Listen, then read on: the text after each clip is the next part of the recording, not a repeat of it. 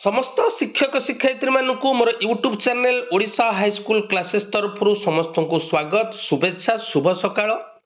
तेबे नुआ एसएमसी गठन पर गाइडलाइन जारी हो सारी गतकाली अर्थात 26/6/2026 आमर ओसेपा तरफ गोटे लेटर इश्यू होती समग्र राज्य रे थिबा टीपीसी मानकू एवं यार सब्जेक्ट रही constitution of school management committee in schools of the state.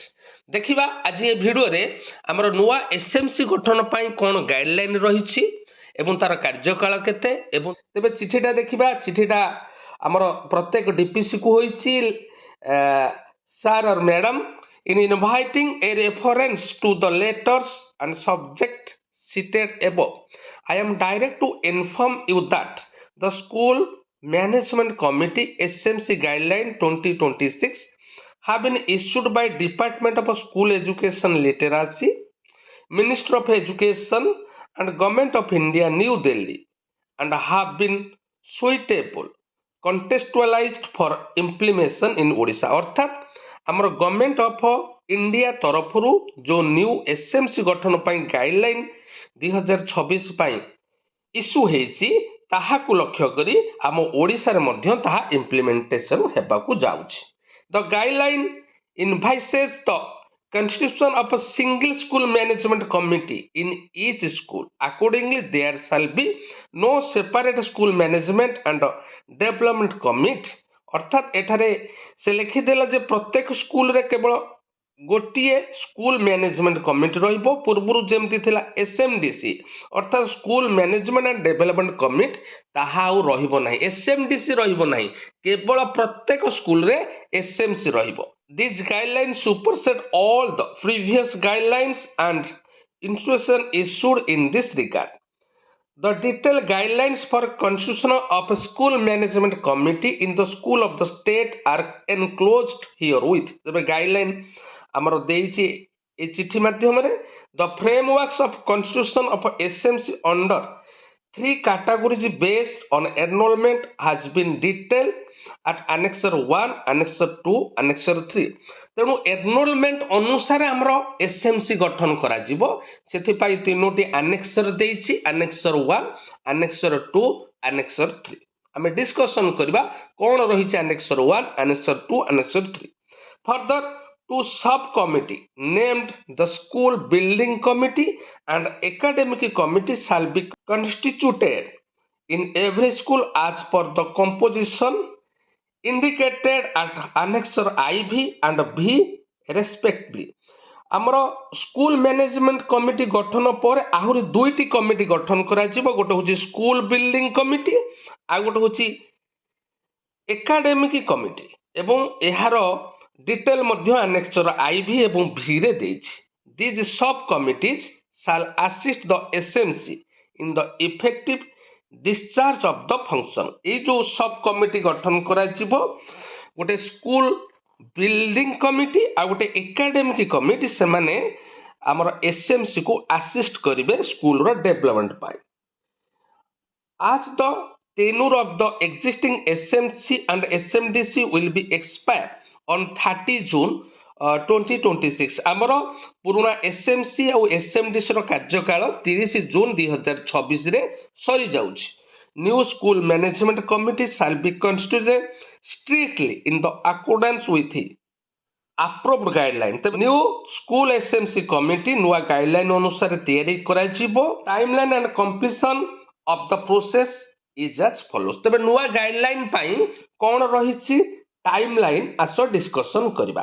तबे conduct the parent teacher meeting and selection or election of a member of SMC as per applicability 1/7/2026 रु 15/7/2026। अर्थात आमर पीटीए डकैकी एसएमसी जो गठन करा जिवो तार डेडलाइन देइछि जुलाई 1 रु जुलाई 15।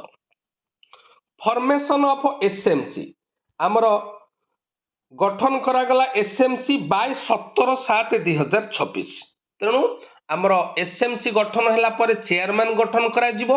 तेणु एसएमसी गठन रो समस्त कार्यक्रम आमर 17/7 अर्थात जुलाई 17 ସୁଦ୍ଧା ସରିବ। Submission of resolution for formation of SMC to the CRCC CRCC को समस्त प्रधान शिक्षक रेजोल्यूशन हैंडओवर करेंगे 18 जुलाई रे। Submission of resolution on formation of SMC to the BO office through CRCC माने BO ऑफिस रे समस्त रेजोल्यूशन को 20 जुलाई सुधा हस्तांतर करेंगे। Submission of information of school wise formation of SMC of the block to the district BO office DO office को 21/7/2026 रे समस्त विद्यालय रेजोल्यूशन हैंडओवर करेंगे एवं submission of consolidated data on formation of SMC through Google tracker to SPO प्रत्येक DO SPO को state project office को आमर 22/7/2026 सुधा आमर समस्त SMC रो resolution copy through Google tracker माध्यम रे हैंडओवर करेंगे। ये थिला आमर डेडलाइन ता माने जुलाई 1 रु जुलाई 17 मध्य प्रत्येक विद्यालय रे SMC गठन कराछि। You are therefore requested to issue necessary instruction to the field functionaries schools for formation of new SMC as per approved guideline and a copy of guidelines be circulated to school। तेणु प्रत्येक school को guideline circulate करा जायछि एवं guideline अनुसार नुआ SMC गठन पय पदक्षेप नियंतु। तो entire process should be completed as per the timeline positively अर्थात जो टाइमलाइन दिया जायछि अर्थात प्रत्येक स्कूल रे 17 जुलाई पूर्व SMC निश्चित भाव में गठन करा जिवो। वर्तमान देखिबा हमें तार देइछि guidelines for constitution composition and function of school management committee तीनोटी जिनस देइछि। गोटे देइछि गाइडलाइन किपरि गठन करा जिवो कंपोजिशन कोन तार एवं तार कार्यक्रम कोन फंक्शन कोन। तबे भिडियोटी लेंदी हबो आमे एते पढिबा नै हमर मुख्य जिनस होछि 1.1 देइछि constitution of composition of SMC every school will constitute an SMC within the timeline provided mentioned in the calendar of activities जो टाइमलाइन देछि से अनुसार प्रत्येक स्कूल SMC गठन करिवे। The number of member of the committee may be decided based on the enrolment आमे जो कहउतिले annexure 1 annexure 2 annexure 3 एठी देइ देछि हमर एनरोलमेंट अनुसार SMC रो मेंबर रहिबे। तबे जेउ विद्यालय रे 100 पिला जेउ विद्यालय रे अप टू 100 पिला अर्थात 100 पिला सेठारे SMC रो मेंबर संख्या रहिबो 12 रु 15 मध्य रे एवं जेउ विद्यालय रे 100 रु 500 पिला सेही विद्यालय रे हमर मेंबर रहिबे SMC रो 15 रु 20 एवं जेउ विद्यालय रे 500 रु अधिक पिला सेठारे मेंबर रहिबे 20 रु 25। 75% of the strength of SMC shall be from amongst parents or guardians of children अर्थात आमर SMC रो जो मेंबर मानक मध्यरु 75% मेंबर आमर पेरेंट्स रहिबे आउ 25% जो माने रहिले से माने रहिबे जणे आमर स्कूल टीचर रहिबे एवं आशा अंगनवाड़ी वर्कर NM दीदी आउ एलुमनी कमिटी रो मेंबर ए माने सब रहिबे। तेनु 75% पेरेंट्स रु आसीबे 25% आमर एक्स ऑफिस रु आसीबे। 50% of strength of SMC shall be women एवं SMC रो मोट सभ्य मानक मध्यरु 50% आमर महिला रहिबे।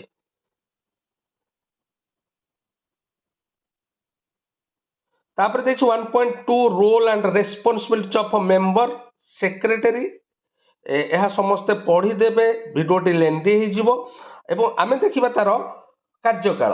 तेणु SMC रो कार्यकाल 2 वर्ष बुझिला। The tenure of SMC will be 2 years from the date of election selection of chairperson selection ठारू 2 वर्ष रहिबो तार कार्यकाल। The process of constitution of the new committee should preferably be started before the completion of the tenure of SMC so that there is no discontinued of SMC अर्थात SMC पूर्वरु आमर नुआ SMC गठन करा जीवो 2 वर्ष पर a member can B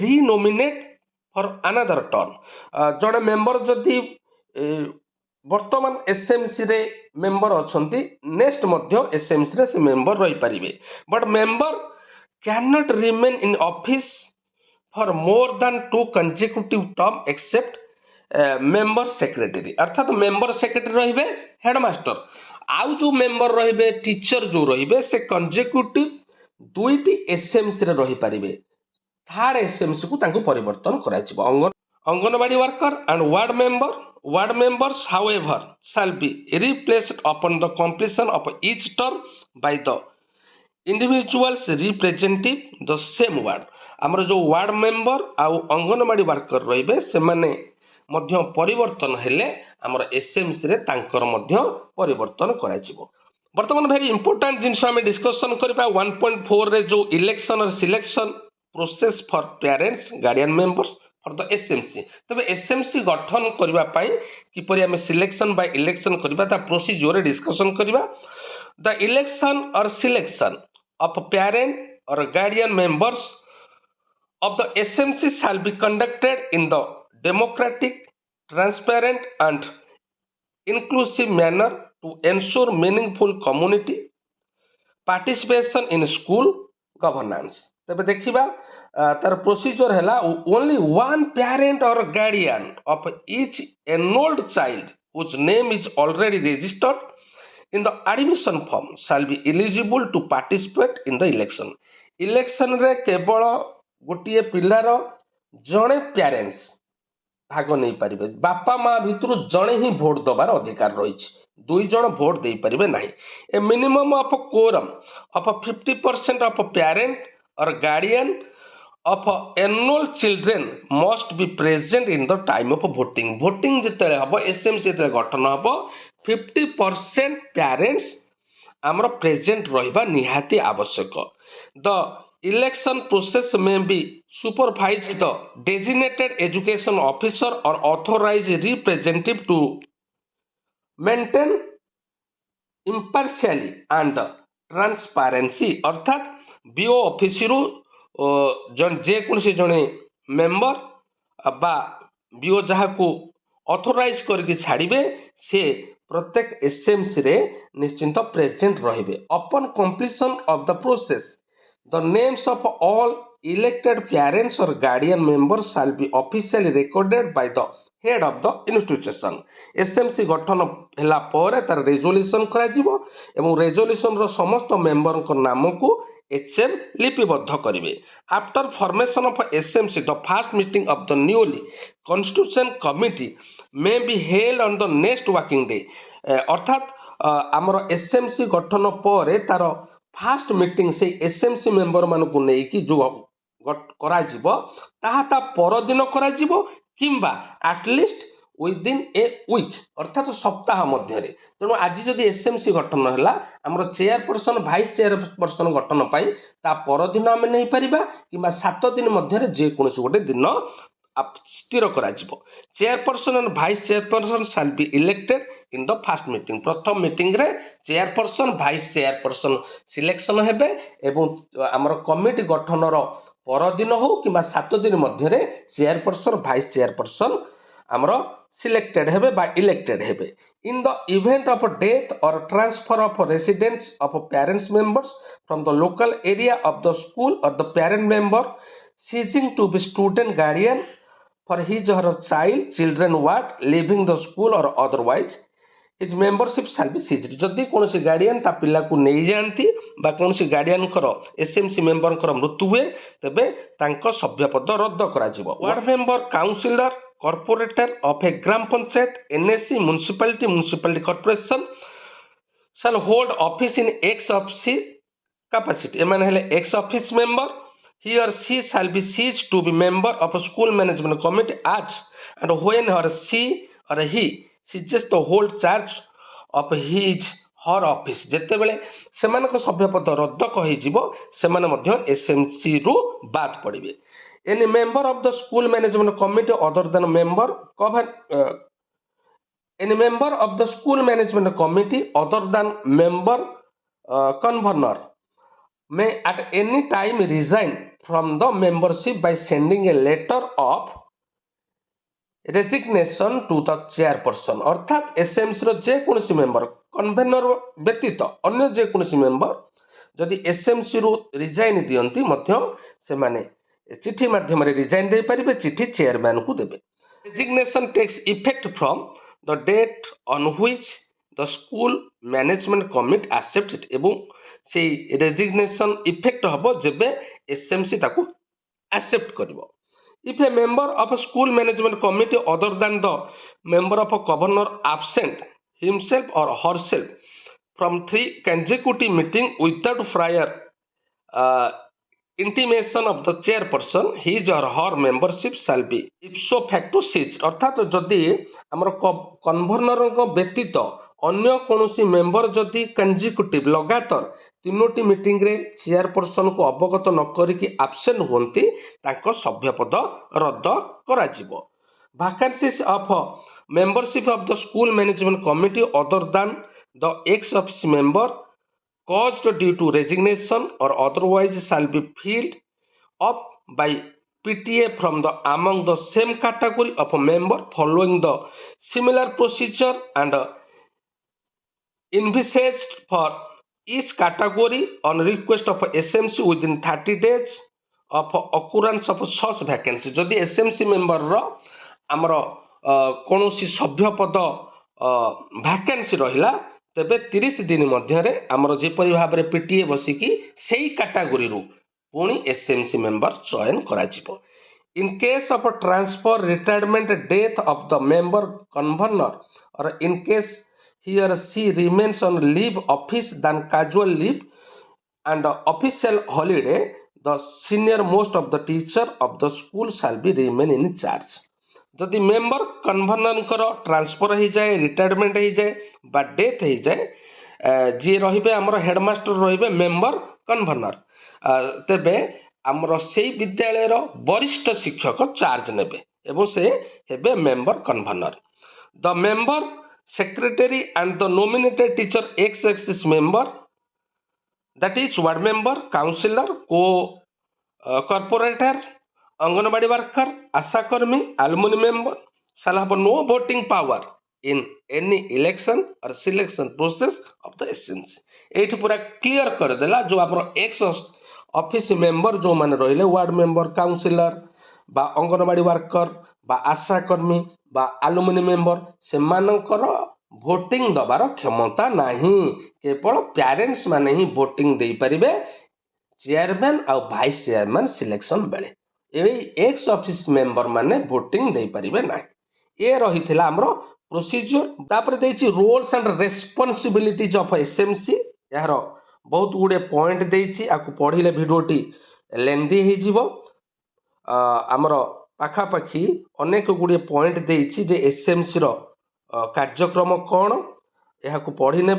meeting of the procedures अर्थात the members secretary will be convene the SMC meeting with prior notice 7 days to the parents or guardian. Parents मान को 7 दिन पूर्व अवगत कराइबे। The meeting of school management committee shall be held every month. SMC प्रति मासरे बसिबो। The CRCC may remain present at the meeting. CRCC मध्य प्रत्येक एसएमसी मीटिंग रे उपस्थित रहिबे। 50% of the members are constitute of the quorum for holding a meeting of the school management committee। जेतले SMC बसिबो प्रति मासरे हमर मिनिमम 50% मेंबर प्रेजेंट रहबा दरकार। In case of any emergent situation the chairperson can call for a special meeting of the SMC with the intimation of BO.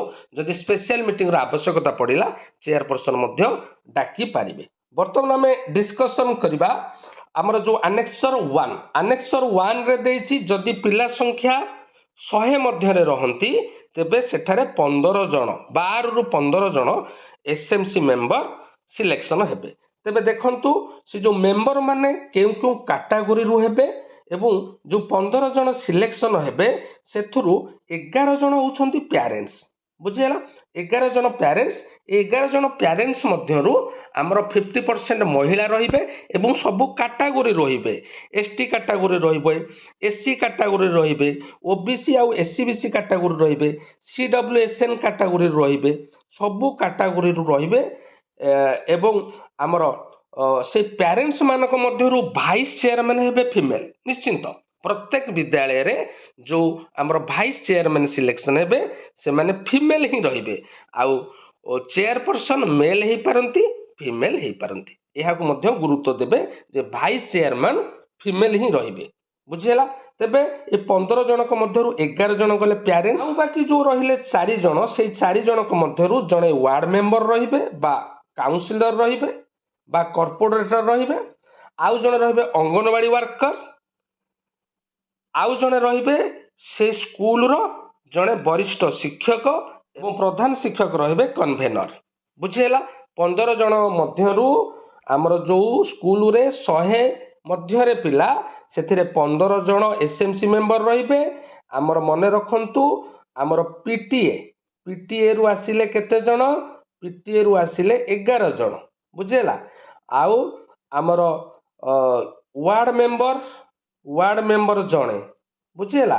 Anganwadi worker ଜଣେ, ବରିଷ୍ଠ ଶିକ୍ଷକ ଜଣେ ଏବଂ ପ୍ରଧାନ ଶିକ୍ଷକ ରହିବେ କନଭେନର। ତେଣୁ ହେଇଗଲା 11, 12, 13, 14, 15। ତେଣୁ ଆମର 15 ଜଣ ସଭ୍ୟ ରହିବେ ଯେଉଁ ସ୍କୁଲରେ ପିଲା ସଂଖ୍ୟା 100 ମଧ୍ୟରେ। ତାପରେ ଆନେକ୍ସର 2କୁ ଯିବା। ଆନେକ୍ସର 2ରେ ଦେଇଛି ଯେଉଁ ବିଦ୍ୟାଳୟରେ ପିଲା ସଂଖ୍ୟା 100ରୁ 500, ସେଠାରେ ଆମର 20 ଜଣ ମେମ୍ବର ରହିବେ। ବୁଝିହେଲା। এই 20 ଜଣ ମାନଙ୍କ ମଧ୍ୟରୁ ଆମର ପିଟିଏ ରହିବେ 15 ଜଣ। ବୁଝିହେଲା। ଏଥିରେ ମଧ୍ୟ ସେୟା ଭାଇସ୍ ଚେୟାରମ୍ୟାନ୍ ରହିବେ ଫିମେଲ୍ ଏବଂ ଚେୟାରମ୍ୟାନ୍ ମେଲ୍ କିମ୍ବା ଫିମେଲ୍, ଏବଂ ସବୁ କାଟାଗୋରୀରୁ ମେମ୍ବର ମଧ୍ୟ ରହିବେ ଏବଂ 50% ମହିଳା ରହିବେ। ତେବେ 15 ଜଣ ରହିଗଲେ ଆମର ପିଟିଏ ମେମ୍ବର। ତାପରେ ଆମର ଆଉ ଯେଉଁ 5 ଜଣ ରହିବେ, ସେ 5 ଜଣଙ୍କ ମଧ୍ୟରୁ ୱାର୍ଡ ମେମ୍ବର ବା କାଉନସିଲର ଜଣେ, ଏକ୍ସ ଅଫିସ୍ ମେମ୍ବର, ତାପରେ ଜଣେ ଅଙ୍ଗନବାଡ଼ି ୱାର୍କର, ଆଉ ଜଣେ ଆଶାକର୍ମୀ ଏବଂ ଆଉ ଜଣେ ସିନିୟର ଟିଚର ରହିବେ ଏବଂ କନଭେନର ରହିବେ। ତେବେ ଆମେ ଦେଖିଥିଲେ ଆଶାକର୍ମୀ ନଥିଲେ, ଯେଉଁଥିରେ ଆମର ଆନେକ୍ସର 1 ଡିସ୍କସନ୍ କରିଥିଲେ, ସେଥିରେ ଆଶାକର୍ମୀ ନଥିଲେ। ଏଥିରେ କିନ୍ତୁ ଆଶାକର୍ମୀକି ଇନକ୍ଲୁଡ୍ କରାଯାଇଛି। ଅର୍ଥାତ୍ 15 ଜଣ ରହିଲେ ପ୍ୟାରେଣ୍ଟସ୍ ଏବଂ 5 ଜଣ ରହିଲେ ଆମର ଏକ୍ସ ଅଫିସ୍ ମେମ୍ବର, ଜଣେ ୱାର୍ଡ ମେମ୍ବର 1, ଅଙ୍ଗନବାଡ଼ି 2, ଆଶା 3 ଏବଂ ବରିଷ୍ଠ ଶିକ୍ଷକ ଜଣେ 4, କନଭେନର 5। ତାପରେ ଯିବା ଆନେକ୍ସର 3କୁ। ଆନେକ୍ସର 3ରେ ଦେଇଛି ଯେଉଁ ସ୍କୁଲର ପିଲା ସଂଖ୍ୟା 500ରୁ ଅଧିକ, ସେଠାରେ ମେମ୍ବର ହେବେ 25 ଜଣ। 25 ଜଣଙ୍କ ମଧ୍ୟରୁ 19 ଜଣ ଆମର ପିଟିଏରୁ ବଛାଯିବେ ଏବଂ ଏଥିରେ ମଧ୍ୟ ଭାଇସ୍ ଚେୟାରମ୍ୟାନ୍ ରହିବେ ଫିମେଲ୍, ଚେୟାରପର୍ସନ୍ ରହିବେ ମେଲ୍ ଅର୍ ଫିମେଲ୍। ତେବେ 19 ଜଣ ବଛା ହେଇଗଲେ ଆମର ପିଟିଏରୁ। ଆଉ 6 ଜଣ ମେମ୍ବର କିଏ କିଏ ରହିବେ? ନା ଜଣେ ୱାର୍ଡ ମେମ୍ବର ରହିବେ, ଜଣେ ଅଙ୍ଗନବାଡ଼ି ୱାର୍କର ରହିବେ, ଆଶାକର୍ମୀ ରହିବେ, ଆଲୁମିନି ମେମ୍ବର ରହିବେ ଏବଂ ଜଣେ ସିନିୟର ଟିଚର ରହିବେ ଏବଂ ହେଡମାଷ୍ଟର ରହିବେ କନଭେନର। ଏଥିରେ ମଧ୍ୟ ଜଣେ ଏକ୍ସ ଅଫିସ୍ ମେମ୍ବରକୁ ଅଧିକ ଇନକ୍ଲୁଡ୍ କରାଗଲା, ଆଲୁମିନି ମେମ୍ବର। ଯେଉଁ ବିଦ୍ୟାଳୟରେ 500ରୁ ଅଧିକ ପିଲା ଅଛନ୍ତି, ସେଠାରେ ଏସ୍ଏମ୍ସିରେ ଜଣେ ଆଲୁମିନି ମେମ୍ବର ରହିବେ। କିନ୍ତୁ ଆନେକ୍ସର 1, ଆନେକ୍ସର 2ରେ ଆଲୁମିନି ମେମ୍ବର ନଥିଲେ। ଆନେକ୍ସର 1ରେ ଆଶାକର୍ମୀ ନଥିଲେ, ଆନେକ୍ସର 2ରେ ଆଶାକର୍ମୀ ଇନକ୍ଲୁଡ୍ କରାଗଲା। ଆନେକ୍ସର 3ରେ ଅଙ୍ଗନବାଡ଼ି, ଆଶାକର୍ମୀ ଏବଂ ଆଲୁମିନି ମେମ୍ବର, ଜଣେ ଆଲୁମିନି ମେମ୍ବର ଅଧିକ ରହିଲେ। ତେଣୁ ଏ ରହିଲେ ପିଟିଏରୁ 19 ଏବଂ ଏକ୍ସ ଅଫିସରୁ ରହିଲେ 6। ତେଣୁ ଟୋଟାଲ 25 ଜଣ ମେମ୍ବର ରହିବେ। ତାପରେ ଡିସ୍କସନ୍ କରିବା ସ୍କୁଲ ବିଲ୍ଡିଂ କମିଟି। 2ଟି ସବ୍ କମିଟି ଗଠନ କରାଯିବ। ସେଥିରୁ ଗୋଟେ ରହୁଛି ସ୍କୁଲ ବିଲ୍ଡିଂ କମିଟି। ଏସ୍ଏମ୍ସି ଗଠନ ପରେ ଏ ଯେଉଁ ସ୍କୁଲ ବିଲ୍ଡିଂ କମିଟିର ଆମର 5 ଜଣ ମେମ୍ବର ରହିବେ। ଜଣେ ରହିଲେ ଆମର ଚେୟାରପର୍ସନ୍, ଏସ୍ଏମ୍ସିର ଚେୟାରପର୍ସନ୍ ରହିବେ, ହେଡମାଷ୍ଟର ରହିବେ, ସିନିୟର ମୋଷ୍ଟ ଟିଚର ରହିବେ, ଟେକ୍ନିକାଲ କନସଲଟାଣ୍ଟ ରହିବେ ଟିସି ଏବଂ ସିଆରସିସି ରହିବେ। 5 ଜଣ ରହିବେ ସ୍କୁଲ ବିଲ୍ଡିଂ କମିଟି। ଏବଂ ଆଉ ଗୋଟିଏ କମିଟି ରହିଛି ଆମର ସ୍କୁଲ ଏକାଡେମିକ କମିଟି। ଏଥିରେ ଆମର 6 ଜଣ ମେମ୍ବର ରହିବେ। ଏସ୍ଏମ୍ସିର ଚେୟାରପର୍ସନ୍ ରହିବେ, ହେଡମାଷ୍ଟର ରହିବେ, ସିନିୟର ଟିଚର ରହିବେ ଏବଂ ଏଲିମେଣ୍ଟାରୀ ସେକେଣ୍ଡାରୀ ରିଟାୟାର୍ଡ ଟିଚର ଜଣେ, ସେଇ ଲୋକାଲିଟିରୁ ଜଣେ ରିଟାୟାର୍ଡ ଟିଚର ରହିବେ ଏବଂ ଆଉ ଜଣେ ରହିବେ nominated representative HM, principal of high school or higher secondary school, OAV, JNV, KV of nearby school if available. जदि नियरेस्ट जदि आमर सेकेंडरी स्कूल बा हायर सेकेंडरी स्कूल रही बा OAV रही JNV रही बा KV रही ताकर प्रिंसिपल रहिबे आमर कोउथिरे ना स्कूल एकेडमिक कमिटी रे एवं CRCC रहिबे। बुझीला ये थिला आमर टोटाल गाइडलाइन। तेबे आमर एई गाइडलाइन अनुसार प्रत्येक विद्यालय रे 17 जुलाई सुधा SMC गठन करा जिवो।